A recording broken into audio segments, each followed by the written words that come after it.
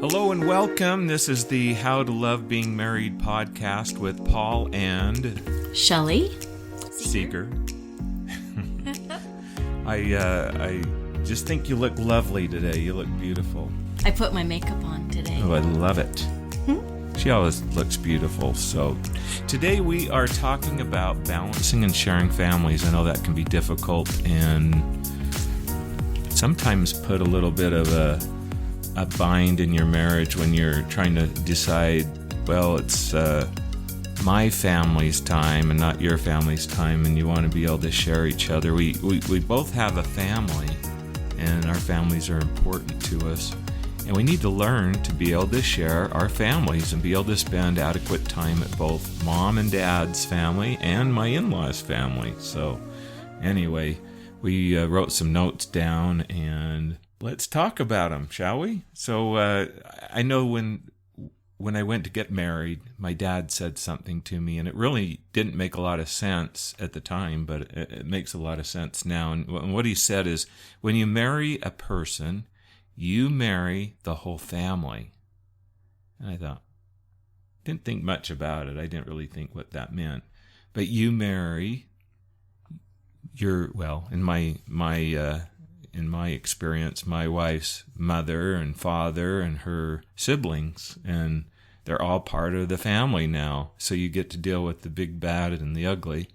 And I don't know about you, but everybody has family members that are maybe more challenging on both sides of the family, and maybe you have a harder time with, or whatever the situation may be. So and as that gets onto extended family, then there's the crazy Uncle Eddies and things like that are on each side of the family. So we all have those situations. So anyway, we need to learn how to be fair. How do we be fair in our relationships with both sides of the family? Well, and I was thinking, the way I was raised and the way that you were raised, they're similar, but yet different. You were raised in a different family. Your parents did things differently than I did. Are you saying my family's different? And mine is too. And I was raised differently too. So, of course, they're all. And I came from the Munster family. I remember my grandpa showing me a picture of his relatives, and I don't know what it was back in the day when they had their pictures taken, but they tried to look really serious, and they really looked like the Munsters in those pictures. It's like, wow, where did your relatives come from? But if you look at everybody else back then, they did the same exact thing. So I guess that's what you did in the pictures back then. So we all are raised differently. And so I can think, well, I was raised the right way. And you can think that you were raised the right way. And I can think, well, the way your family does things, they're just kind of different and they bother me. And you can think the same thing about my family. But I think the main thing is, when you get married, you need to open your mind and open your heart to another family and another way of doing things, and accept both families. I have known people who really can only love their own family, and they can't accept anybody else into their lives, and they lose out and their children lose out because they don't get to see both sides of the family and be loved as much by both sides of the family. So it's really important that we accept both families. And honestly, I am not perfect at this, and I do believe, Paul, you are. But no, I don't think so. But we try. That's the thing. We're all trying, and in a relationship, you try and try and try again. We don't ever quite get it right every time. And I think that one of those ways that you can make sure that you love both families and accept both families has to be spending time with both families, right? Right. So maybe what we could talk about is things such as holidays. Holidays seem to be one of the big ones because every member of your, I remember when I first got married thinking, it was something in the back of my mind. I thought, if only I could spend the holidays at my family's, because for some reason you like the meal better, you like the people you're hanging out with better. So it's like you want to spend time with your own family. those holidays are a little more special when you're hanging out with your own family. Yeah.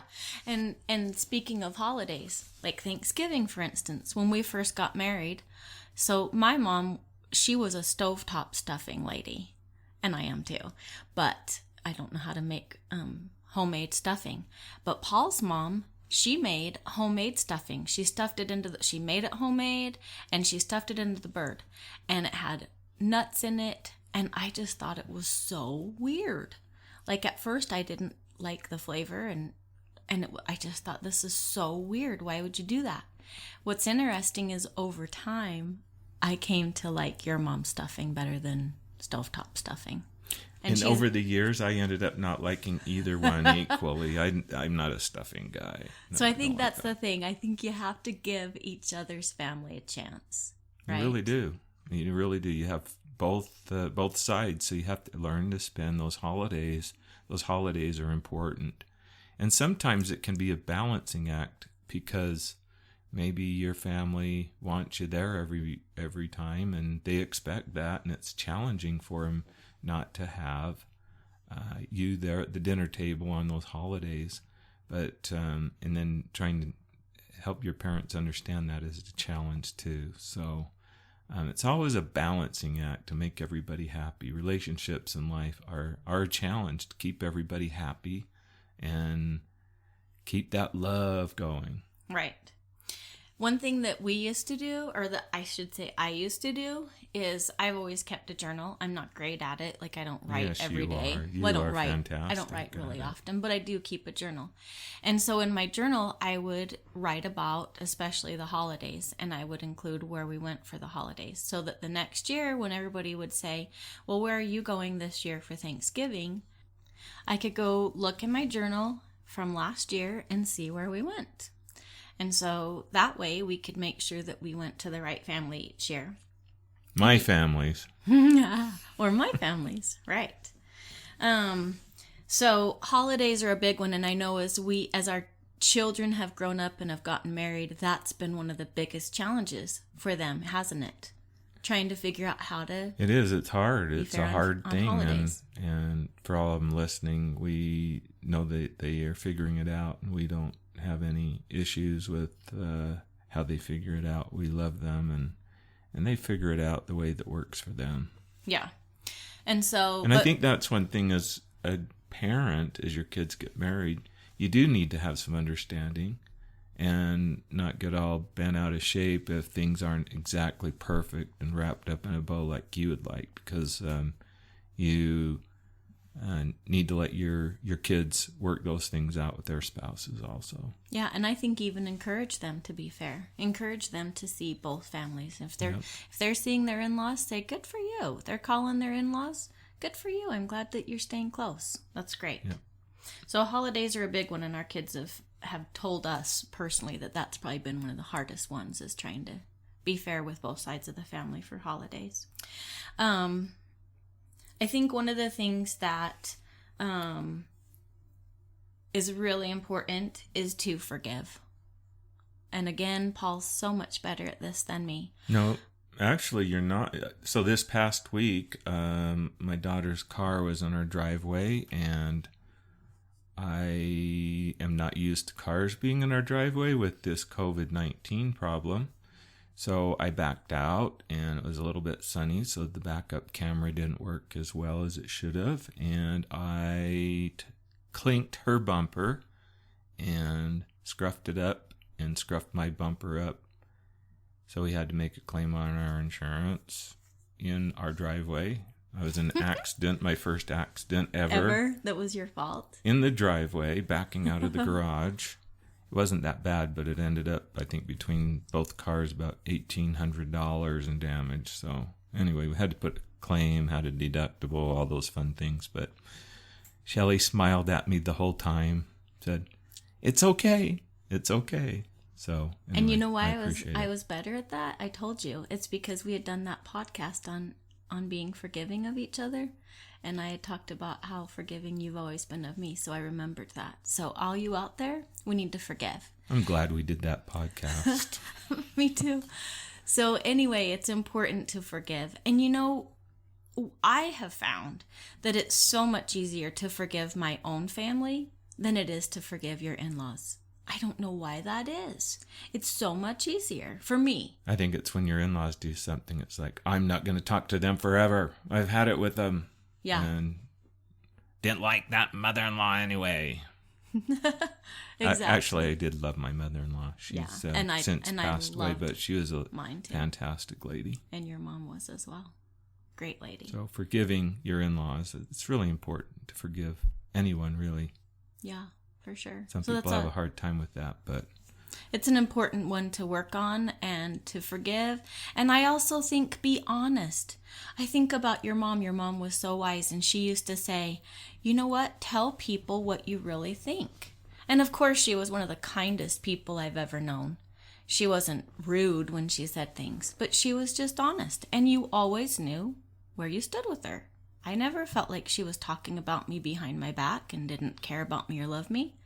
But she was honest. She did. She didn't want to tend our kids, and she was very upfront about it. She loved our kids, but she didn't want to tend our kids. So she was not the built-in babysitter, and she told us that, which was really good because you didn't have to wonder, is she going to tend and then not be happy about it? She was always very honest. She was always very honest about it up front, so you can learn. I think that's a good thing. I do too. And I think with in-law relationships, if you're just honest and upfront and kind, for sure, that'll really help your relationships and be forgiving. So, one other thing that, it's interesting that now we're on the other side. Our kids are getting married. And so we've had relationships with our siblings, and I can't say that we've always had these perfect relationships with our siblings, but for me as a mom, it's so incredibly important to me that our kids stay close to each other. Like, that is so important to me. I want my kids to be close. I want my kids and their spouses to all be friends. I think that's really important too. I really Sometimes do. Things are out of your control and you can't control those situations, but having those relationships and seeing that your kids still love each other and get along and spend time together. Spend time They're with friends each other. like they were growing up. Really, right? It is. And I heard this saying, and I think it's so funny. I don't remember who told it to me. I think it may have been my sister, my wife's sister. Anyway, a son is your son until he gets a wife. A daughter is a daughter all her life. And it is kind of true in a way, I mean, right? Girls are mommy's girls for the most part. Yeah. They really are. That's just the fact. My mom's gone, but I'm a mama's girl. I was a big mama's girl. I had to spend time with my mom. And yeah, when we got married, we actually moved. We were about an hour away from where we live now, and from where you grew up, about an hour away, and then we ended up building a home really close to your parents, not quite in their backyard, but pretty close, couple miles away, and so it's true. I mean, girls like to be by their moms, and I think guys, you can understand that too. That girls like to be by their mothers, and hopefully the guys aren't mommy's boys and want to be by their mommies. But I was okay with that, and actually I'm really happy where we're at now. So it's a great place. So, but I do think while you were talking, I was thinking, I think it's really important as husband and wife that we remind each other that we need to be fair to both sides. Don't you? I do. So if you see that your spouse isn't being fair to your family, I think it's a good thing to talk about. Talk about it in a nice, non-confronting way. I think those are kind of sticky situations when you talk about those, because you don't know if you're going to tick off your spouse. So you have to be very, very careful. But both of you need to be able to communicate. That's part of communicating, is be able to talk those things out and be able to discuss them and to be fair. And if you're the one not being fair and you're listening to us now, be fair. Try to be fair. Try to think of, how do I be fair with my spouse? Don't be hard on yourself. I'm always hard on myself when I don't do the right stuff. But well, everybody is. Everybody makes mistakes. So but you can try and do better. Just work on it and be better. And that's what we try to be as good people, is try to be fair. And a marriage is really, when you think about it, people say it's a 50-50, and it's not. It's you give 100%, and hopefully your spouse will give 100%. And if you're both trying to give 100%, then you're going to be fair. Fair and happy. And happy. Yeah. So I think it's important to be fair to and loving to both sides, like with your mother-in-law and your father-in-law, and also your in-laws that are your siblings, don't you? It is. It is. And keep good relationships. I think that over time, it can be hard. You grow up and you maybe don't see each other as often.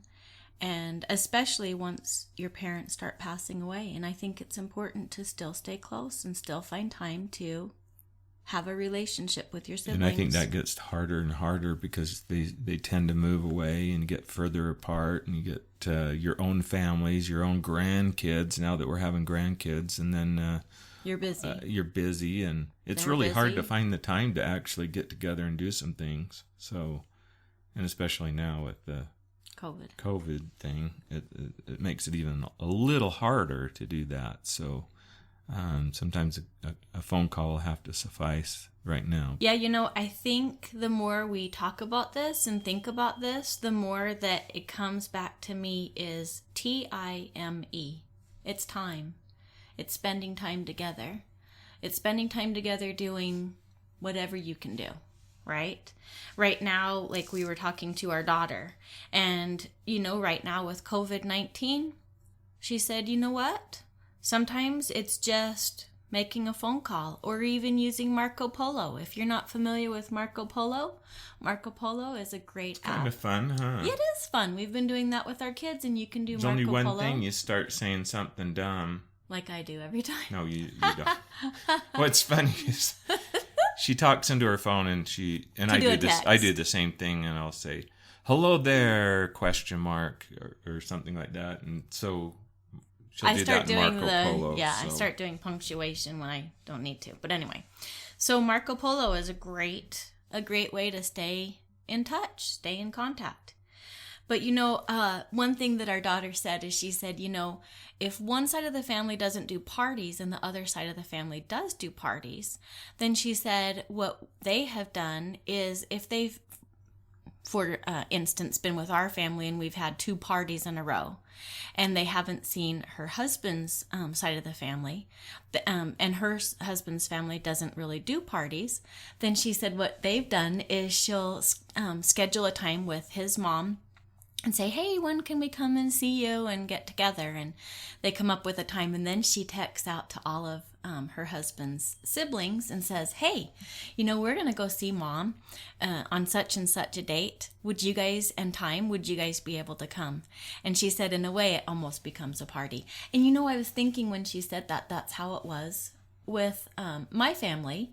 When we would go see my parents on Sundays, a lot of times, it's fun to see your mom and dad, but it's even more fun if all your siblings come, right? Yeah. And so you're we all would together, say, and it kind of brings back all the old memories. Hey, we're going to see Mom and Dad on Sunday at this time. Can you guys come too? And I remember doing that some with your family too. Your family had a little different dynamics where it was a little harder to get everybody together. But it does make it more fun when you can get everybody together. Seemed like our family was just a little further away. Mm-hmm. Yeah. But with the quarantine going on, Marco Polo's great. Or like our daughter said, maybe it's a phone call. Call your siblings or call your husband's siblings, your in-laws. Call your mother-in-law, call your father-in-law. Have a talk. Talk to them. The more you can keep your family together, the better. It really is a good thing to keep your family close. Yeah. And, I have to say, being a mother, I already said this, but things that our kids do together, oh my gosh, it just makes me so happy. And there was one time we have Life 360 and I was looking to see, I guess I was spying, where is everybody? And I saw that, oh, our daughter was close to this place, and oh my gosh, our 2 sons were close to this place, and our other daughter was close to this place. And then I saw that they all went to this little restaurant. And I was so excited that they were all together. And apparently they had decided That was back when you could go to a restaurant. That was when you could go to a restaurant. But it just made me so happy. And, with your family, we've tried to go to lunch with your sister and try to, keep those relationships going. And when your mom's gone, it makes it a little harder to get together. It really does. But even if your parents are gone, like I said earlier, schedule a time, get together, and keep those relationships strong and close. Another thing that our daughter suggested, and I really liked this idea, she said that she puts all of both sides of the family's birthdays into her calendar, and she has it repeat every year, and we do that too. But I think as siblings, that's really a really good way to stay close to your siblings. And you know what? It might be that you just call them on their birthday or send them a message on social media. And just make sure that they know that you're thinking of them, that you love them, and be fair to both sides, right? Calendar. You love paper calendars, I used to. Yeah, I used to love those. And you could not talk me into it. What is it? Well, we use Google Calendars. A Google Calendar. Yeah, my Google goodness. Calendars. Love, love, love that. I could never go back now to paper, but... It took a couple of years. Yeah. But I think also, as far as gifts that you give to your siblings or to nieces and nephews, whether you do that or you don't do that, because we don't do gifts. It's really a personal thing, but as you find more and more, you get, pretty soon you have 300 nieces and nephews, and it gets to be a problem getting them some kind of a gift every year. So at one point we just had to say enough is enough, Uncle. Yeah, we weren't doing that. Yeah, but it's important to recognize both sides. It is. Whatever you do. It doesn't cost anything to wish him a happy birthday on social media, though. So now we have our son, Austin, and his wife, lovely wife, Brittanee. She's beautiful. She's sweetheart. A sweetheart, and we love her. She's a great daughter-in-law. And they have a little guy, 6 months old, and he's the cutest. I can say the cutest grandson in the world. Mm-hmm. Till we have another grandson, so and they're all cute. But anyway, we wanted to ask them what they have done to balance family, because that's kind of our topic today, is balancing family and how you deal with. I know Brittanee's got to deal with us, and that's difficult at times. So how do you guys juggle the family and try and do that to balance together? Well, definitely dealing with you guys is not hard at all. I got blessed with the best in-laws. But with that being said, there's are you already done with all those compliments? I mean, I guess. I could go on forever. We'll have to pay you later. I think the biggest thing that we have realized is from the beginning you have to remember that each person is raised differently. And so there might be things that Austin does or his family does that I just don't understand, and that's okay. That's a lot. I'm sorry, we do a lot of things you don't understand. But no, there's definitely not a lot. Just, you have to realize that you grew up in different homes and things were done differently, and there's multiple ways to do things, and you come to understand those and love the person for who they are and how they were raised. Mm-hmm. Yeah, at the beginning, we had a chat, well, multiple chats, and we decided that neither of us was going to lose our family. That was really important to both of us, and we've found that there are a lot of, like Brittanee said, there's a lot of differences with family. For example, Brittanee's family likes to do overnight or weekend-long gatherings, and our family just doesn't. our families, you could be together for 2 or 3 hours and we're good. We probably get together more frequently, but it's not for as much time. And we've just kind of had to decide that that's just a difference in family, and that's something that we have to, accept, and we just do the best we can. Yeah, we're all a little bit different, aren't we? Mm-hmm. And we are different. We That's are for different. sure. That's for absolutely certain. So, so what have you guys? We think you've done really good at balancing. So Yeah, we really do. So I know things like vacations.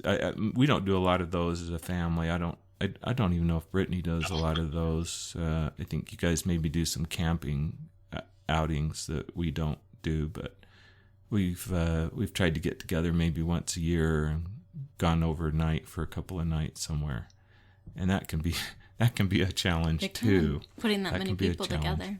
Because you have everybody, you have some that have kids, some that don't have kids, some that are young, some that are been married a while. So it's the family dynamics are interesting. But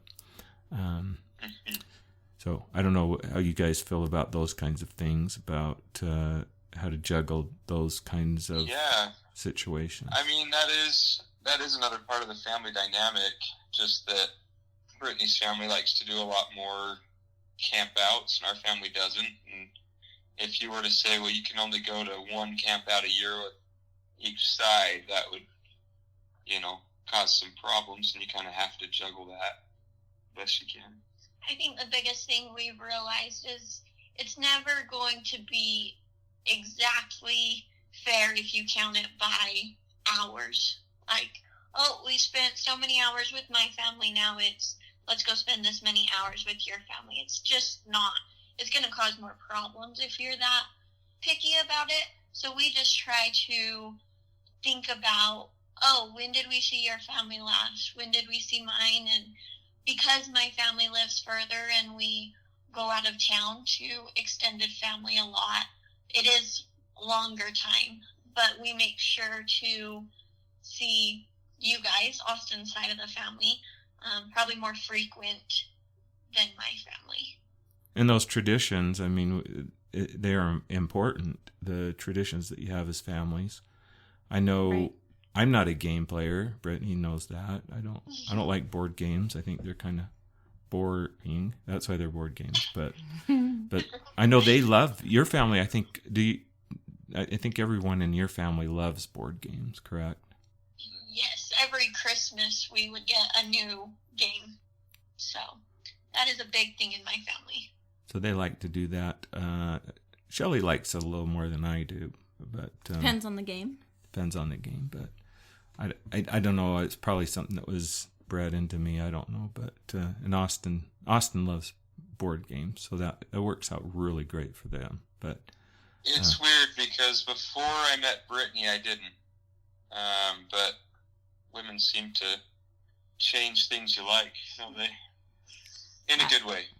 That makes it sound like it's like extortion, but no. I think the family dynamics, it's just different between family to family. So yeah. But I know Brittanee's really gelled well with our family. We love her. Absolutely. She's a great lady. Austin is very lucky, like I'm lucky to be married to Shelley. He's very lucky to be married to Brittanee. You married up, Austin. Way up.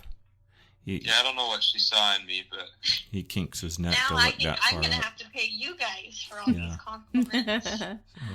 What do you guys recommend, maybe in closing, maybe just what you would recommend as a couple that... A young married couple. Young married couple, not necessarily this topic, but some things that maybe have come to mind over the years on how to build your relationship, make it stronger, overcome conflict and challenges that you have. So I was kind of thinking a little bit into this with, I think something important is when you get in an argument, I think it's important to look at it and think, okay, well, what is at the core of this argument? And I've decided that probably 99% of the time, it's either a difference in family or it has something to do with finances. Hmm. So if you can look at it that way, take a step back.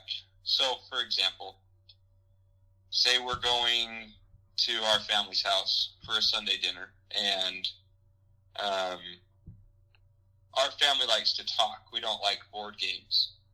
And, Brittanee's family does.